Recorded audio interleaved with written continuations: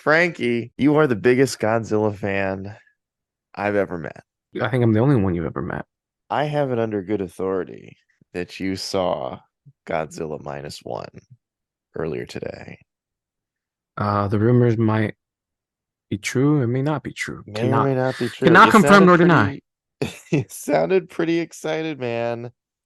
Hit me with it. Hit me with the hot take review. How Hot are we take feeling? review. I think it is a hot take, honestly. I might be angering purists, fan of monster movies, or fan of just Godzilla. I'm gonna say it. This was the single greatest Godzilla film that's ever been made. Um, Wow. Wow. it's a lot to say. It's a heavy statement, man. That's It's a a lot of huge thing. Godzilla movies. There's a lot, but see, the thing is with the Godzilla community, we know, at least if I'm not gonna say there's a perfect Godzilla fan, there isn't, but I like to think the ideal one knows that a lot of the Godzilla movies are not good, and that's okay. It can't be. They're silly, especially the ones from the 70s and 80s. hmm They're hmm not. They're just not they're not cinematic masterpiece, but they're fun. They're just fun. Seeing Godzilla just out of nowhere fly because why not? Become magnetic to help defeat his foe. It was like pretty much what inspired the Power Rangers just to be able to do things like, oh yes, we can call on the Megazords, and the Megazord can now do this for convenience purposes. Everything that you know and love from big giant things originated from this big bad boy, Godzilla, in 1954. The original movie still stands as probably a cinematic masterpiece because it was way ahead of its fucking time. A fucking metaphor for the atomic bomb. Mm. That's always what it's been. And then it took a life of its own. It became a monster movie to a monster movie that became, from like just bashing monsters, fighting, to heroism, military, uh, government. It talks about a lot. No, more so recently with, the newest movies here in America, and also Shin Godzilla, that released back in 2016, I believe. Which won like Japan's Academy version of the Academy Award for Best Film. Very Crazy. environmental, another environmental government disaster movie inspired. Uh, Took a lot of, I think, uh, influence from the tsunami that had hit, an earthquake and nuclear shutdown that had happened, I think, in Japan back in 2012, I want to say. Mm. Um, but man, this movie, dude, I got teary eyed because it was just like I said, if anyone ever listened to the Godzilla versus Kong podcast, that movie was also like amazing because like it's just like it's like it's just your dream come true as a kid. However, that was again kind of like the heroic slash inspiration of the 70s and 80s. This movie is purely inspired by the fact that Godzilla is a monster, a force of nature, not here to protect the planet, not here to protect anything, doesn't give a shit about the environment. It's just here because it exists, and you're in its way. So be prepared for a god to stomp on you. And that's Mm. what this movie gave. This movie gave the classic Godzilla destroys. And it was just when he finally emerges fully grown.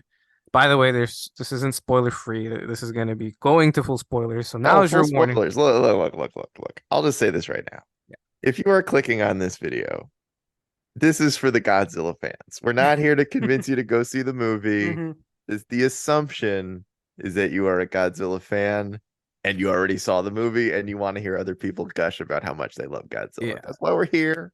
That's Yeah. why we're doing this episode. So yeah, plenty of spoilers, man. Spoil away. Yeah. Tell me all the crazy shit that happens. Yeah. Gush about your favorite part. Go for Um, yeah, just a side note, this was an early fan screening, so I get it. Some people may not have seen it already. it. So No, all the please go real watch fans. it. All the real fans saw it. All the Yeah. real fans saw it. And we'll go see it again and again Yeah. and again. If you were not at the early screening, you're not a real fan. You're not a real fan.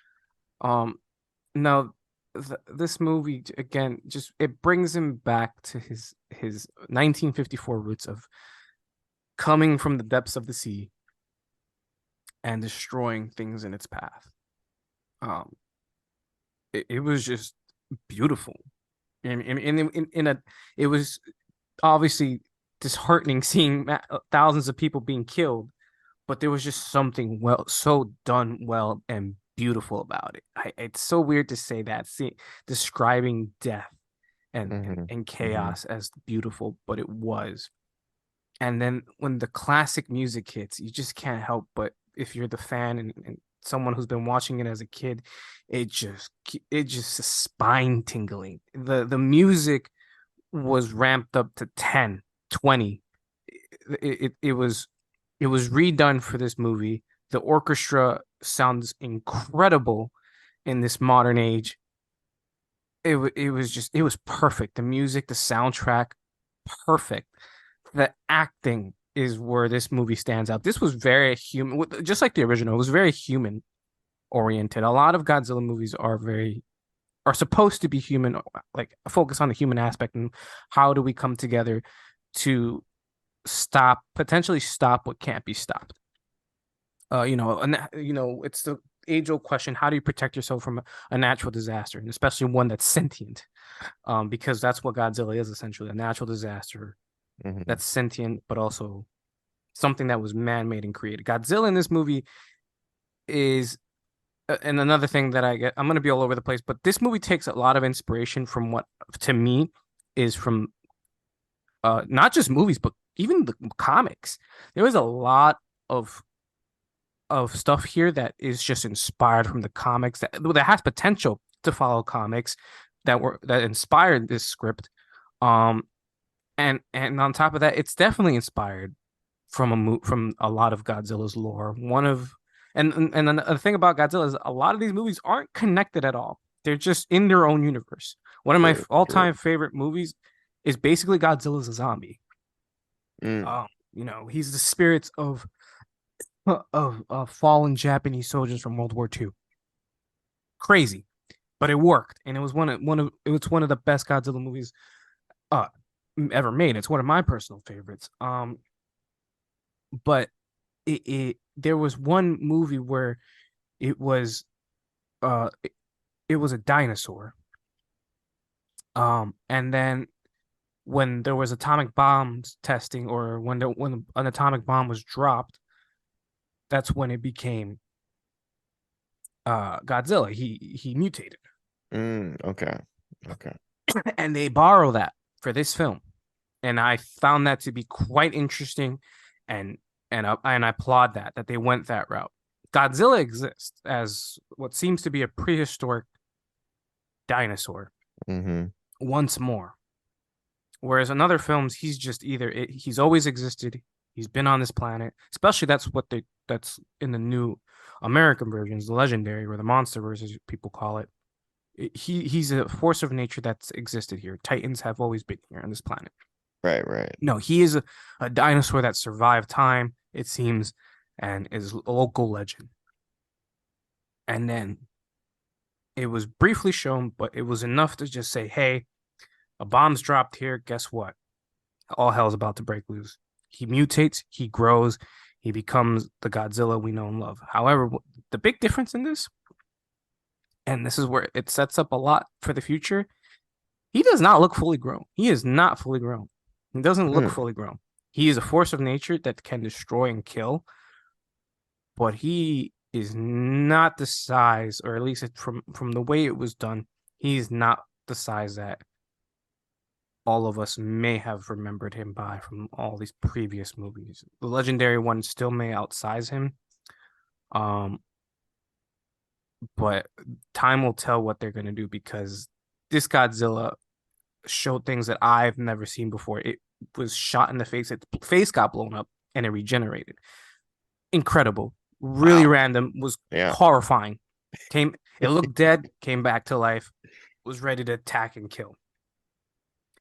That's Um, amazing. Yeah. this was a purely monster movie Hmm. filled with suspense, horror, and I guess to get this out of the way, And I don't want to just say that, but I think some of the best parts are the human aspects. And that's what I said is like, some of these movies are based off human, some of it is based off of just seeing big monsters go boom and roar and Yeah. clash. And that's fine and dandy. And I'll hold those movies close to my heart. But as an adult now, I can appreciate the human side and stories. Now, to do that in a monster movie, you have to care about these characters. You have to do something. And boy, by the end of this movie, did I care about these fucking characters a lot. All of them. The acting is A-list. It's incredible.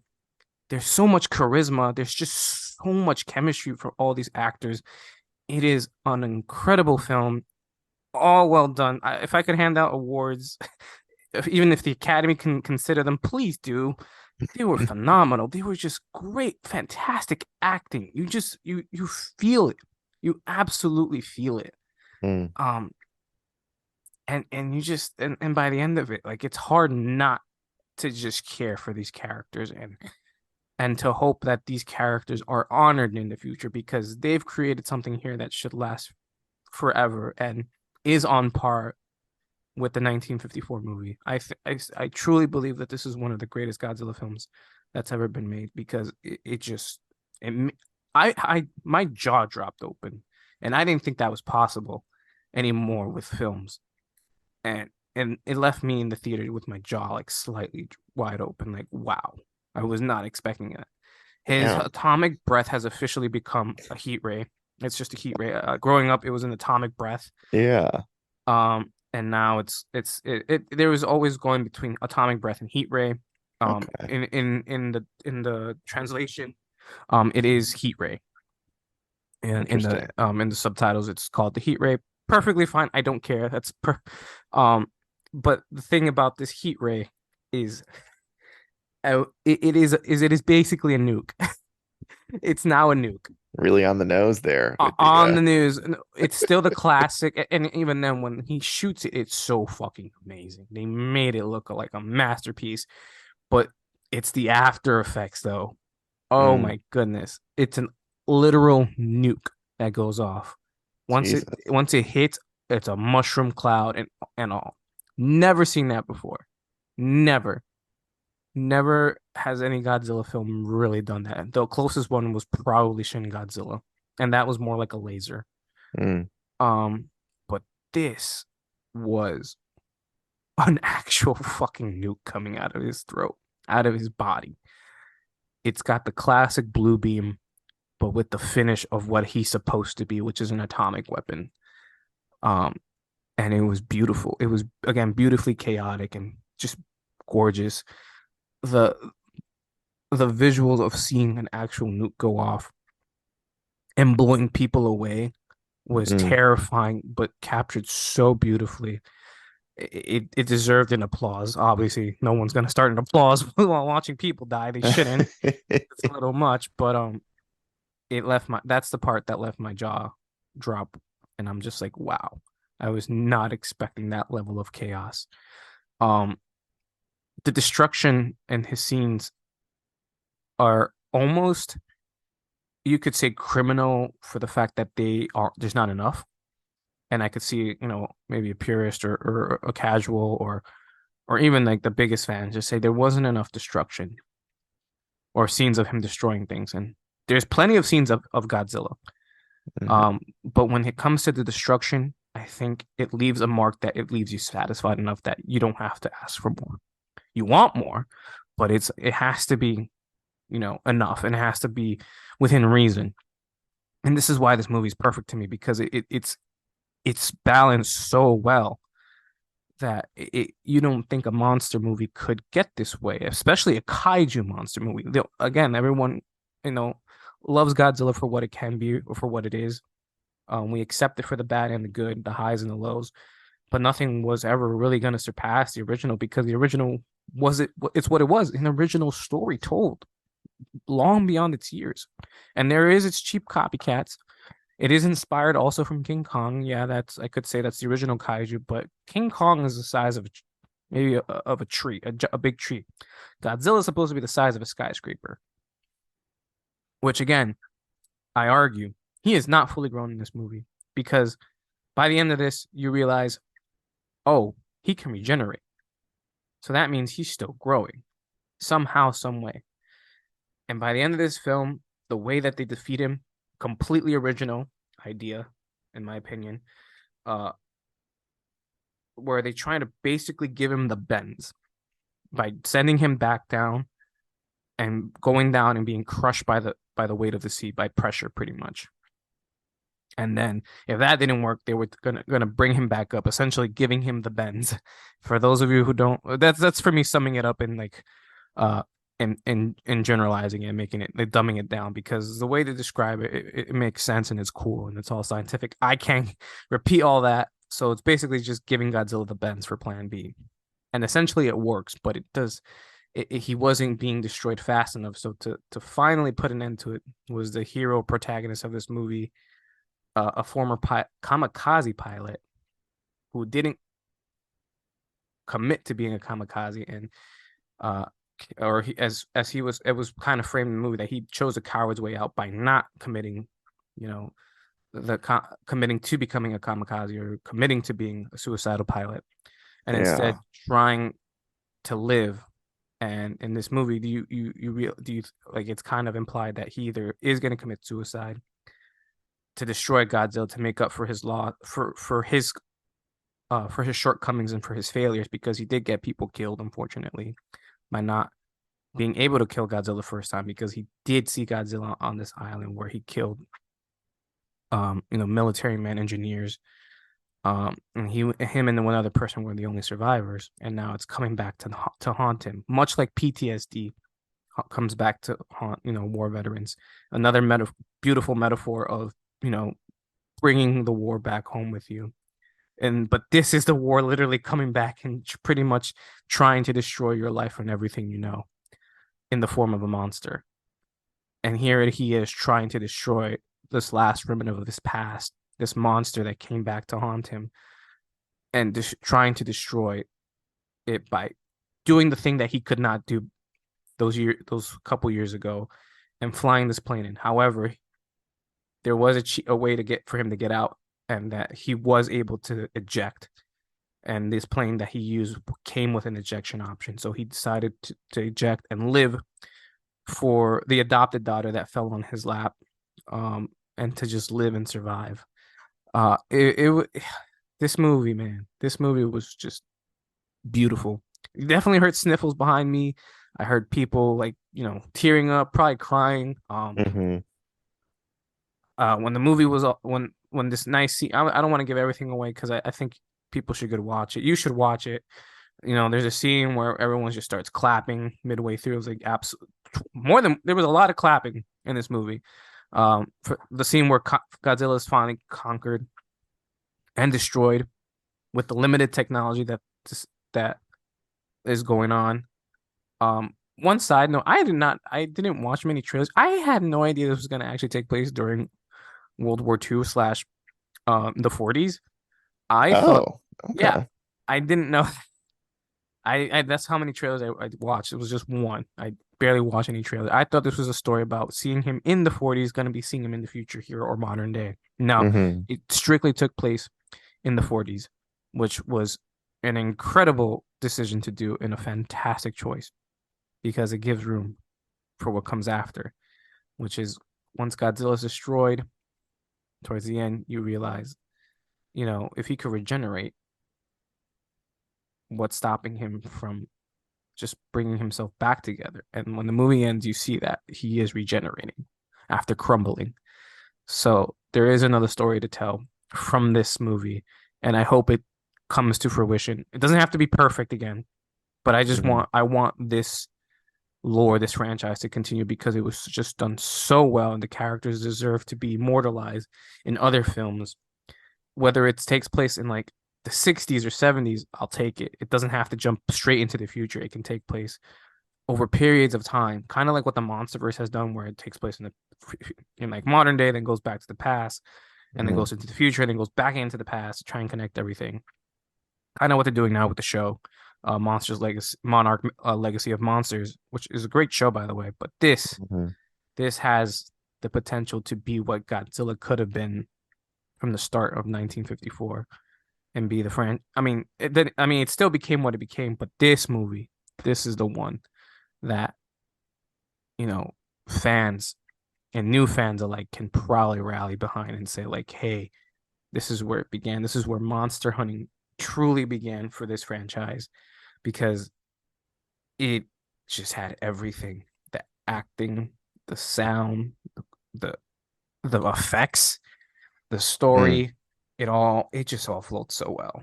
It is the you know, definitive Godzilla movie, and I could not have been more happier. I'm gonna see it again. Probably, most likely. I will own this movie in every format that I can because it deserves to be held up to a high standard. Um, yeah. Any questions? Any concerns? Also, shout out to the writer and director, uh, Takahashi Yamazaki. You did it justice, and I'm just gonna go on a limb and say like, yeah, this man was a Godzilla fan because he took mm. so much inspiration from a lot of things. Yeah, I mean, I love how much you love Godzilla. I love it anytime people are like extremely into something. But just like your incredible knowledge of the history of the character and like it's just I love it. I love hearing people talk about things that they're passionate Thank about. you, thank you. Maybe I'll send you like a how-to Godzilla video. That's not too long, Kind of but catch it's up our on like the last 70 years. I've only seen a couple movies. essentially, essentially. I did have a couple of Yeah, questions. yeah. One of which I was curious. So I saw the Bryan Cranston one Hmm. from, oh my God, like almost 10 years ago, I think. Hmm. And then I watched and then I skipped the second one. Forget what it was called. Gods and Monsters. That's not right. Um, and then Oh, I watched Godzilla, King of the Monsters. that's what it was. And then I Hmm. watched Kong versus Godzilla, obviously. Hmm. Um, and I remember in the 2014 one, there was a lot of complaints that, Godzilla wasn't actually in the movie that Hmm. much, and it was Hmm. very certainly Godzilla, I think there was something like he wasn't in the first, I don't know, X number of minutes, let's say like 30 minutes Yeah. of the movie he wasn't in at the beginning. And you were mentioning how, this film is it made you care about the characters, which typically are just Godzilla food. Hmm. But I don't know enough about the history of these movies. So like, and I always think it's interesting whenever something catches on in the West and then Hmm. just turns into like a global thing, like Godzilla is Yeah. now fully worldwide. Hmm. Um, have the movies like was that 2014 movie? Was that the first time that they like started to explore the human side of a Godzilla story? Because they're doing it a lot more now with like the TV show. Yeah. And I feel like Kong versus Godzilla was mostly monster fights, but I could be just, I mean, I haven't, that movie came out two No, years ago. I would say that's so Godzilla vs. Kong was very more monster oriented, focus on Yeah. that. With Um, with a right balance of human, because truly the star of the movie is Godzilla and Kong. yeah. But Uh, so is this kind of like was this movie possibly inspired by the movies that we got over here? Like, and maybe even the TV show in terms of like, hey, what if we explore what the people are going through, or have they done that in past Godzilla movies where they like make you care about the right. characters Um, and like focus on the human side of sure. having your country completely leveled? I think for me, when it comes to Godzilla and the human side of it, I think people tend to overlook how some of the movies, yes, do focus on the human side, and they do make you care. The first Godzilla film ever in 1954 does make you care about it. Okay. In my opinion. The character Dr. Sarazawa, which is, a character that is in the 2014 movies. Um, yeah, that's the character from or the actor who was in Inception. I forget his name off the top of my head. I forget, but he plays Dr. Daisuke Sarazawa. He is the doctor who creates the bomb, or I believe it's called the hydrogen bomb, to destroy Godzilla.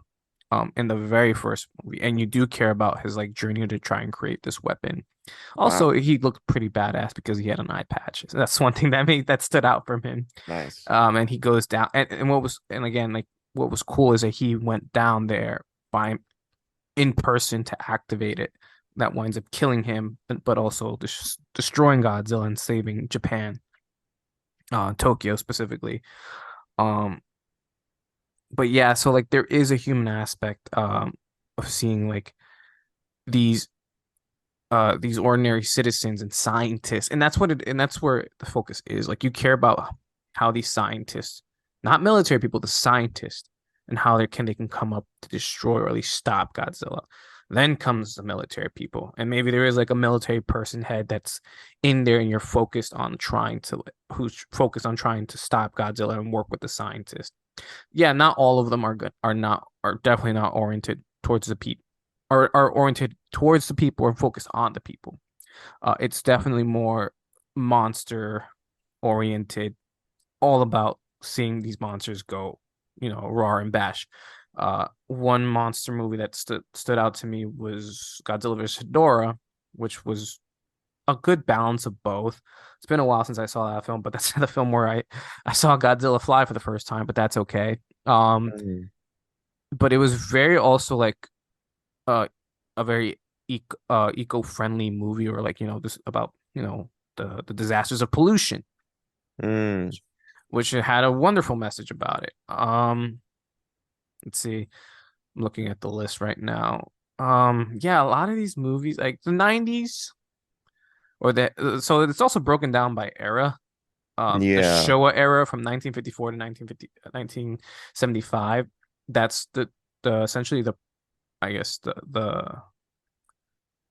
I guess I want to say the producer or the production company that essentially was in charge of Godzilla. Then it went to the Heisei era from 1984 to 1995. Um, and in that era, they did go back kind of more towards doing a balance of human stories with Godzilla. One of the better human stories was the last one from that era, which is Godzilla versus Destroyer, where they followed Godzilla's like adopted son, or basically his son, Hmm. into pretty much adulthood, after seeing it show up in one of the Godzilla movies, and see him grow, but also then at the end dying, but also coming back to life, and all these scientists and military people having seen it grow and kind of seen it sacrifice was kind of very emotional. There's this big like um story back in the 90s how Godzilla was destroyed, right? Like really like solidified the end for Godzilla in that era, and it made people like really sad. Um, Mm. and it was actually one of the better Godzilla movies of the 90s. The 90s were really kind to Godzilla. They were good. Some of them, weren't. I think they were good. Some of them weren't favored by critics.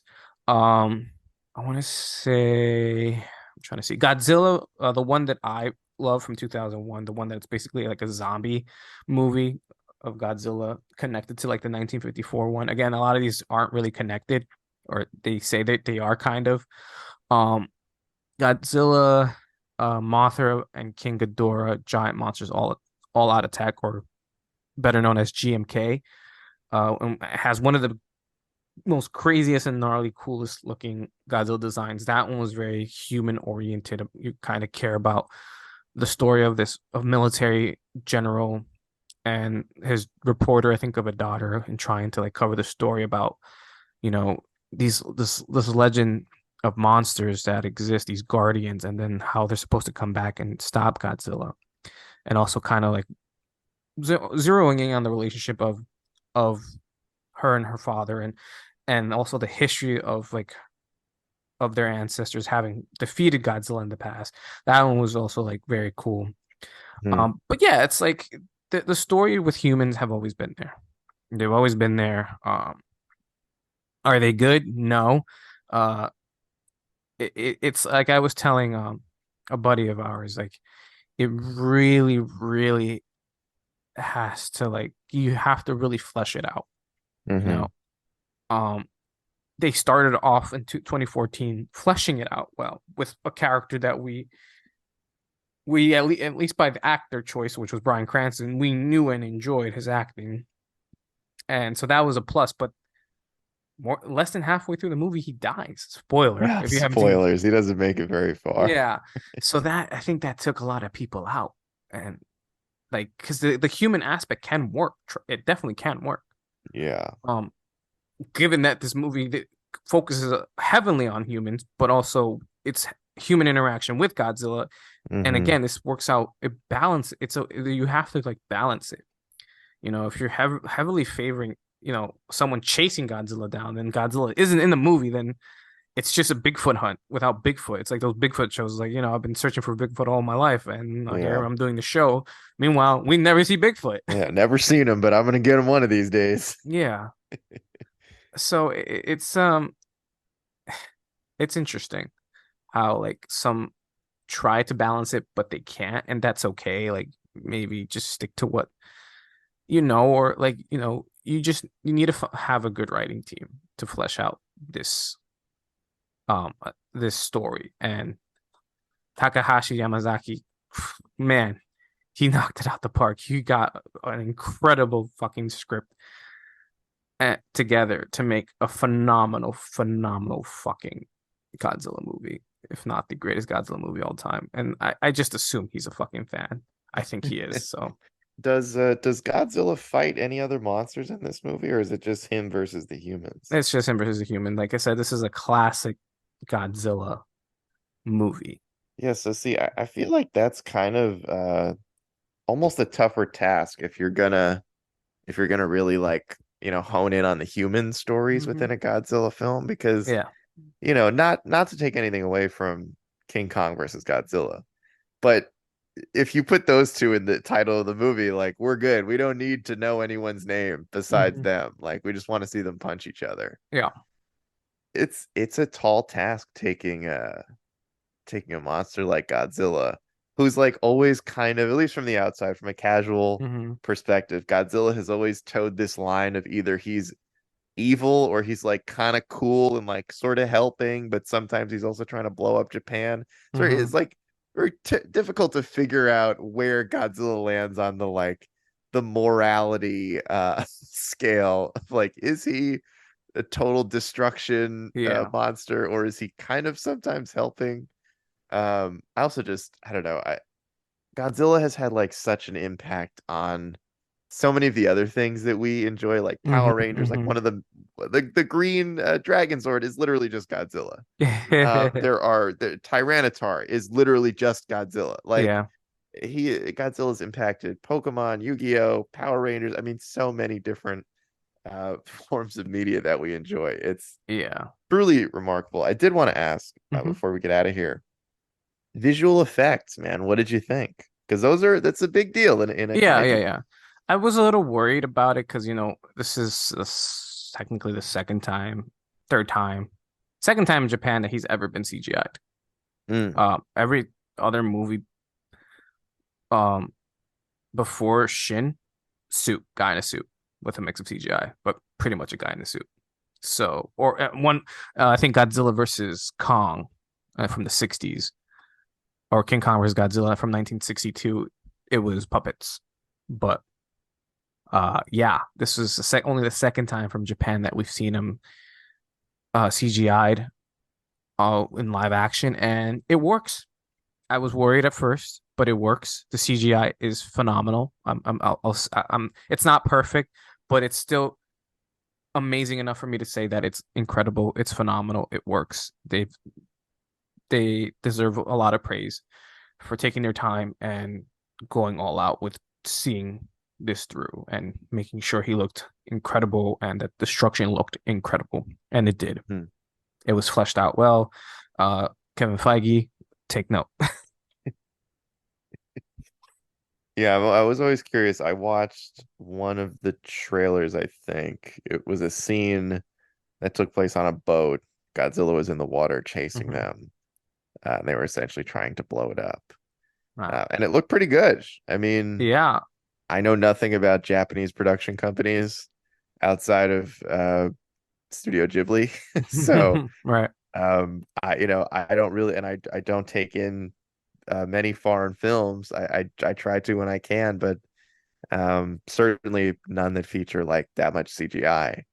Hmm. So I didn't really know what to expect. That one scene that I saw looked pretty good. Okay. I actually thought the visual effects in like all the ones we've gotten over here have been pretty impressive. Yeah.